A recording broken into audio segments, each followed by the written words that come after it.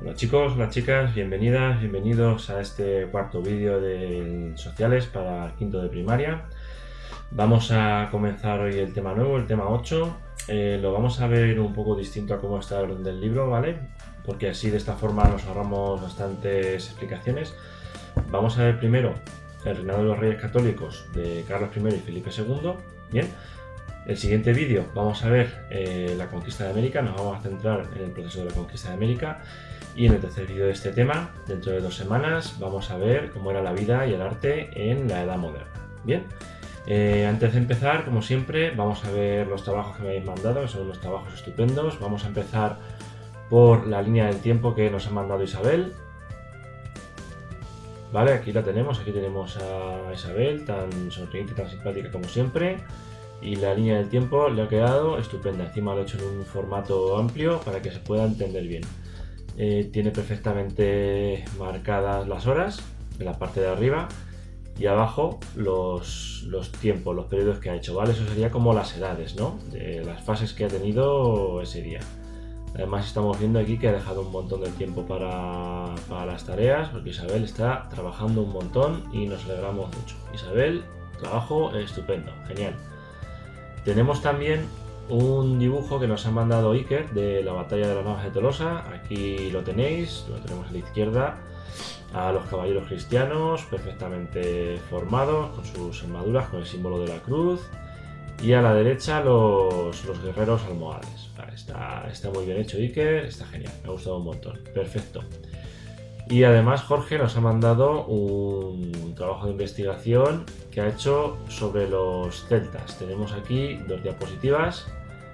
En la primera podemos ver, aquí está, la distribución de los celtas. Acordaos que los celtas, en la época en la que están, es en la edad de los metales, ¿vale? Conviviendo con la edad antigua. Fueron los pueblos que se encontraron los romanos cuando invadieron la península ibérica. Aquí veis la distribución. Los celtas en el norte y el centro, abajo al sur y al este los íberos, y bueno, veis donde aquí habría una zona intermedia entre los dos donde estaban las tribus celtibéricas, ¿vale? Que era pues íberos con influencia celta. Cosa muy interesante que nos ha puesto aquí Jorge eran los poblados celtas, los castros, los hacían, ves, en unas elevaciones del terreno para defenderlos mejor, y dentro estaban las viviendas. Bueno, y como un dato, la palabra castro es la que nos ha dejado hoy la palabra que utilizamos actualmente, castillo. Bien, más cosas de los celtas que nos ha puesto Jorge, es que nos organizaban en tribus, realmente no eran un pueblo, eran varias tribus que tenían una cultura común. La mayoría se dedicaba a la ganadería, muy bien, eran especialistas herreros en la fabricación de hierro y bronce usados por sus guerreros. Por eso los pueblos celtas se expandieron tanto, porque hacían unas armas y unos utensilios que eran mucho mejores que las demás tribus de la época. Importante aquí también, desconocían la escritura, no sabían escribir, tenían una especie de alfabeto que les llamaban runas, el alfabeto rúnico, que eran unos símbolos, pero parece ser que lo utilizaban más para la magia, ¿vale? Lo utilizaban los druidas. No registraban de forma escrita pues los hechos que les pasaban. Y además, fijaos, no tenían moneda propia, entonces tenían que recurrir para el comercio al trueque, con las ventajas e inconvenientes que ya vimos en otro tema. Vale, chicos, chicas, un trabajo estupendo. Vamos a pasar a la primera parte del tema 8. Bien, vamos a ver los reinados de los reyes católicos y de su nieto Carlos I y su bisnieto Felipe II. ¿Vale? La hija de los reyes católicos no llegó a reinar. Vamos a ver por qué fue lo que le pasó, ¿vale? Importante también, hemos visto que la Edad Moderna se considera que comienza en 1492. Los reyes católicos comienzan a reinar antes, pero acordaos una cosa, una persona no se acuesta en la Edad Media y se despierta en la Edad Moderna, sino que hay periodos de transición. De hecho, la mayoría de la gente pues le vivía exactamente igual en la Edad Media que en la Edad Moderna, ¿vale? Pero sí que además los reyes católicos lo que hacen es que empiezan a modernizar el Estado, ¿vale? Acordaos que vimos que en la Edad Media los reyes tenían poder, pero estaban constantemente enfrentados con sus vasallos y con otros reyes. Los reyes de la Edad Moderna van a acumular mucho poder, entonces van a seguir batallando, pero ya entre ellos no van a tener tantos conflictos dentro de su territorio, de su reino, ¿vale? Entonces comenzamos, los reyes católicos. Los reyes católicos eran Isabel I de Castilla, la reina de Castilla, y Fernando II de Aragón, que era el rey de Aragón. Empezamos con Isabel de Castilla. Aquí tenéis un retrato de la época. Isabel de Castilla nació en un pueblo de Ávila que se llama Madrigal de las Altas Torres. Aquí tenéis una foto, es un sitio muy, muy chulo, muy medieval. ¿Veis? Pues lo de las Altas Torres seguramente sea por esto, por esta edificación. Bien, Isabel la Católica, Isabel I, era hija de Juan II de Castilla.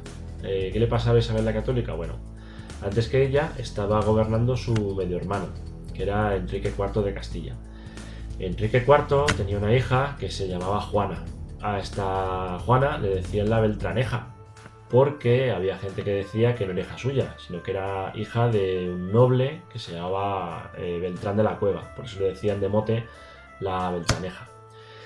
Entonces había partidarios de que después de Enrique gobernara Isabel.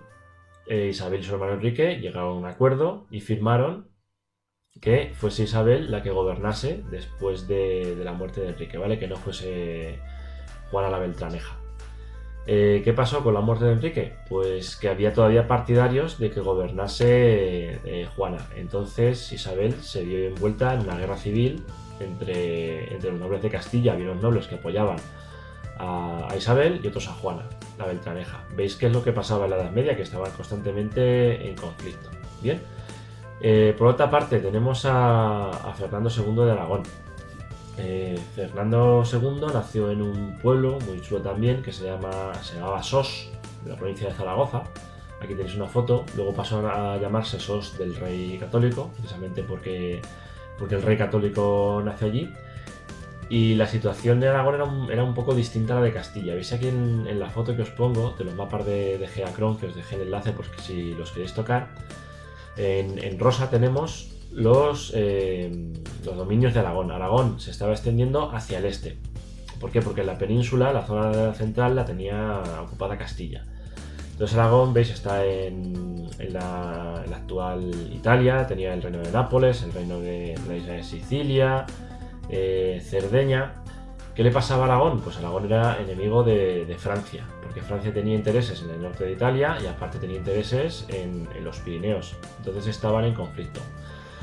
¿Qué les pasaba a los reyes católicos? Pues mirad, Isabel estaba buscando un aliado fuerte contra sus enemigos de Castilla y Aragón estaba buscando un aliado fuerte contra Francia. Entonces, ¿qué hacen? Pues Isabel y Fernando se casan y de esa forma crean un reino muy, muy fuerte. ¿Bien? Para defenderse de sus enemigos sobre todo. ¿Qué les pasaba? La boda de Isabel y Fernando no fue una cosa fácil. ¿Por qué? Porque esto es una cosa que vais a ver que tiene importancia, sobre todo un poquito más adelante. Isabel y Fernando eran primos segundos. Os pongo aquí cómo sería la familia de Isabel y Fernando. Veis que sus abuelos, Enrique III de Castilla y Fernando de Aragón, eran hermanos. Entonces Isabel y Fernando eran primos segundos. Esto estaba prohibido. No se podía la gente casar, los nobles sobre todo, entre primos. ¿Por qué? Habéis visto en naturales que las células reproductoras, los espermatozoides y los óvulos tienen información de los padres, por eso los padres se parecen a los hijos. Pero ¿qué pasa cuando la información es parecida? Bien, cuando son de familia, pues que eso puede llevar a problemas de salud y problemas mentales de los hijos. Entonces estos matrimonios estaban prohibidos. ¿Qué hicieron Isabel y Fernando para poder casarse? Pues le pidieron permiso al Papa, le pidieron una bula. Una bula es un permiso que te da el Papa para saltarte alguna norma de la Iglesia. Bien.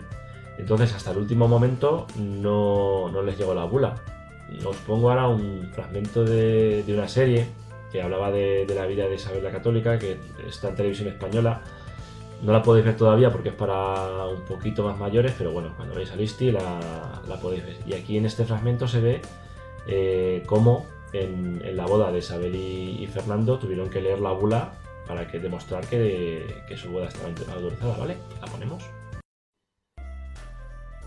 ¿vale? Muy, muy chulo el vídeo, ¿no? De todas formas, si habéis comparado con los retratos del principio, no, Isabel y Fernando no eran tan guapos como los actores que he puesto aquí, pero bueno, la serie la verdad es que está bastante bien montada y viene bastante bien para aprender historia. Bien, entonces, los reyes católicos, ¿qué hicieron? Pues llevaron a cabo muchas conquistas, además del reino de Granada. Luego Fernando el Católico conquista Navarra y prácticamente unen los reinos de la península. Les faltaría Portugal, pero bueno, eso por matrimonios vais a ver que más tarde también lo consiguen.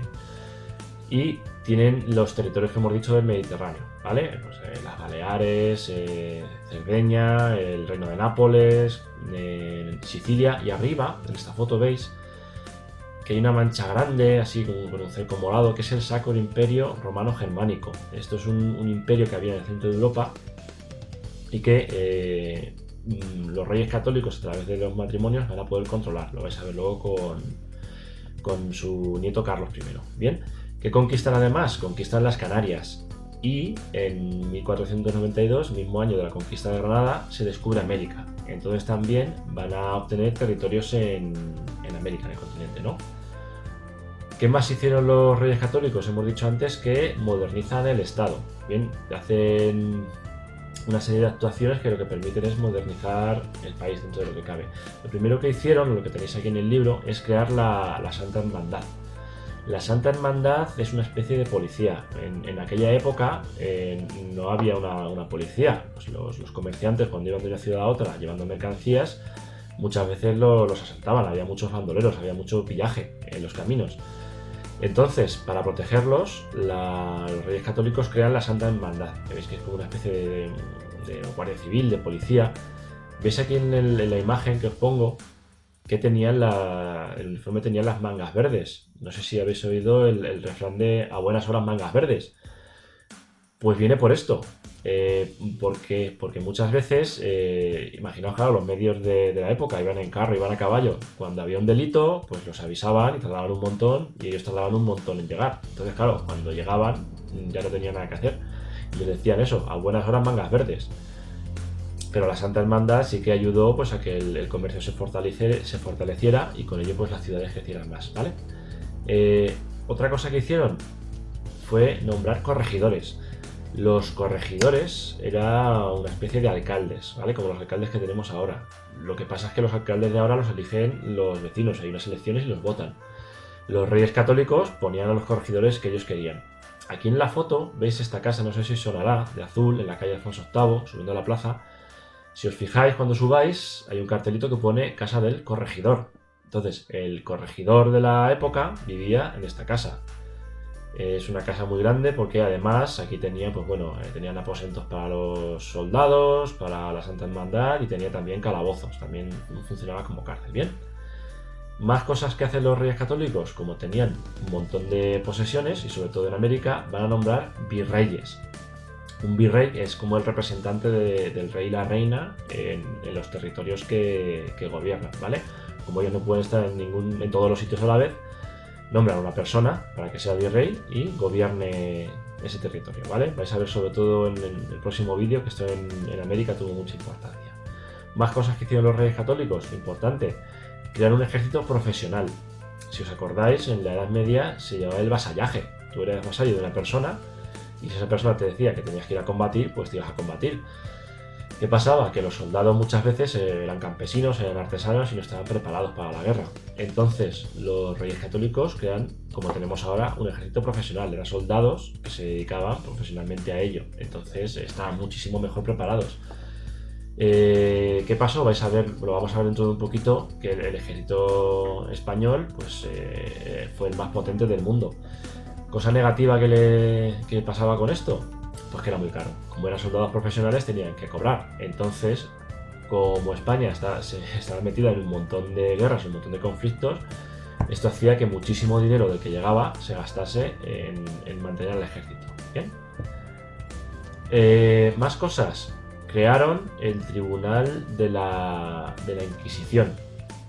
Bien, el Tribunal de la Inquisición se encargaba de velar por los delitos de carácter religioso.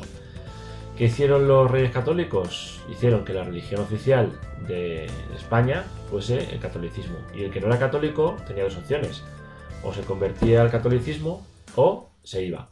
De hecho, los Reyes Católicos expulsaron a los judíos. Cuando terminaron de conquistar Granada, dijeron que los judíos que había en el reino de Castilla y el reino de Aragón o se convertían o se tenían que ir. Y mucha gente que profesaba la religión judía pues se fue de España. Bien. Y este tribunal era el que se encargaba de velar porque todos fueran católicos. Bien. El Tribunal de la Inquisición parece ser que en Cuenca estuvo en lo que es ahora el archivo histórico, que está al lado del castillo. Aquí lo veis en la foto. Bien, la parte de abajo por lo visto eran las celdas donde se castigaba a los presos. Bien. ¿Qué más hicieron los Reyes Católicos?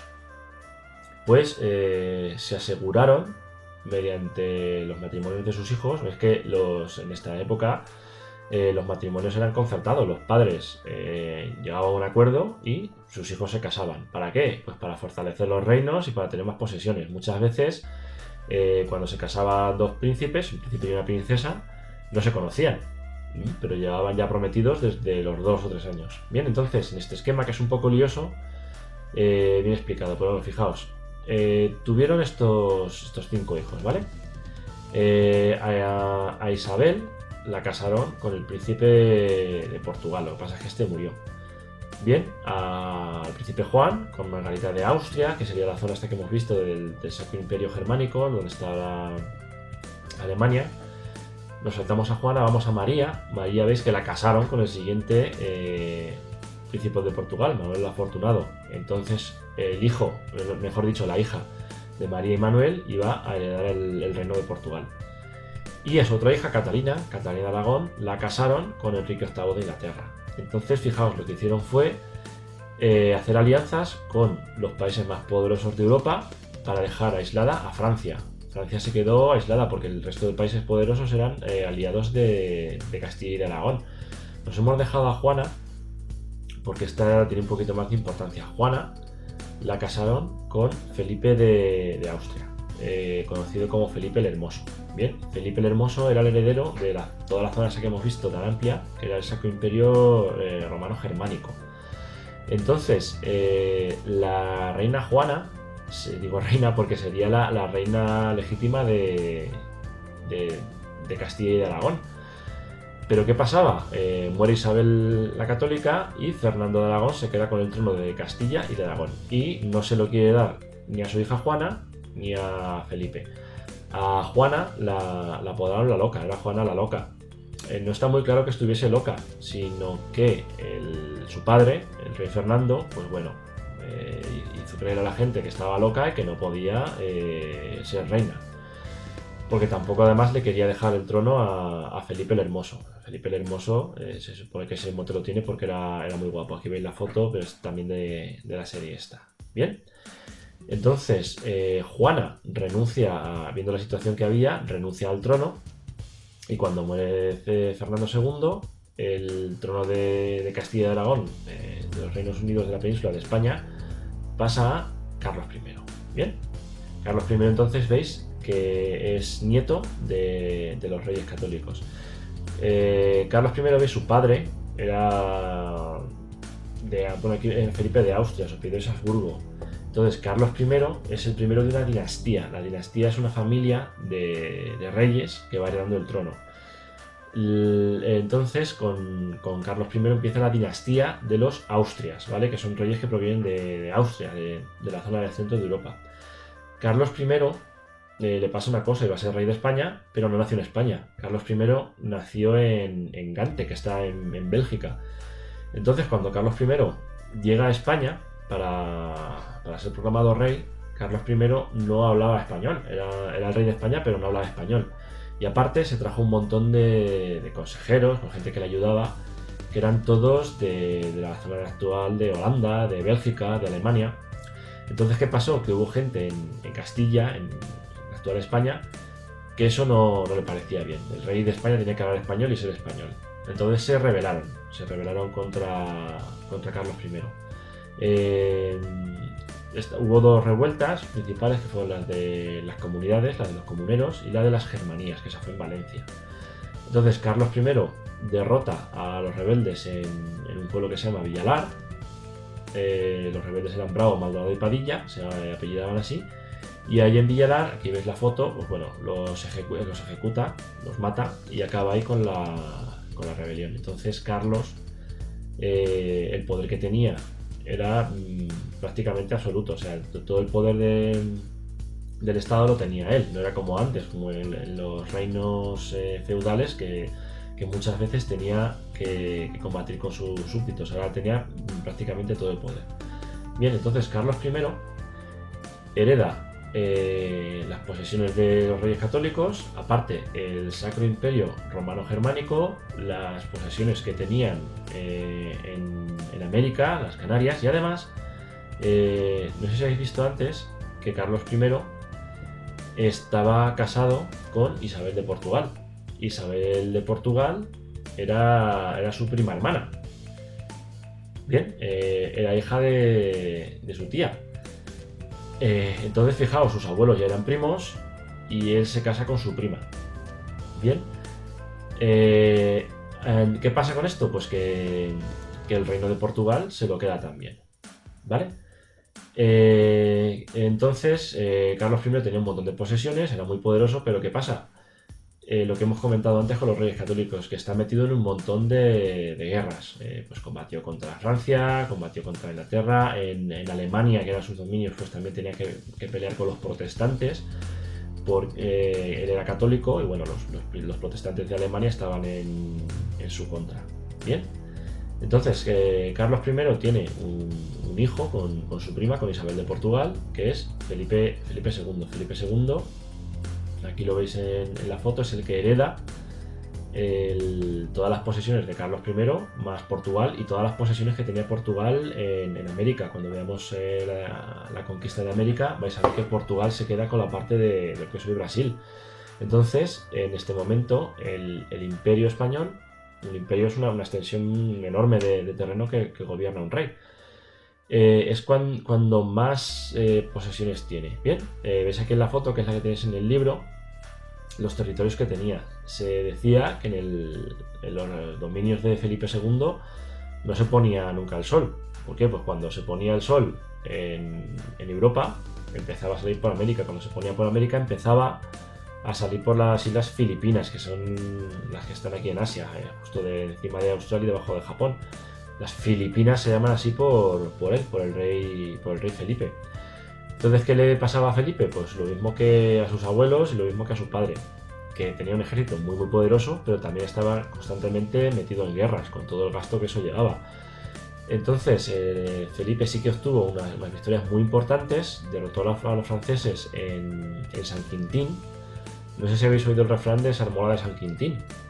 Pues San Quintín es un sitio que está cerca de París, donde el ejército español aplastó al ejército francés, pues capturaron toda su artillería, incluso hicieron prisionero al rey de Francia.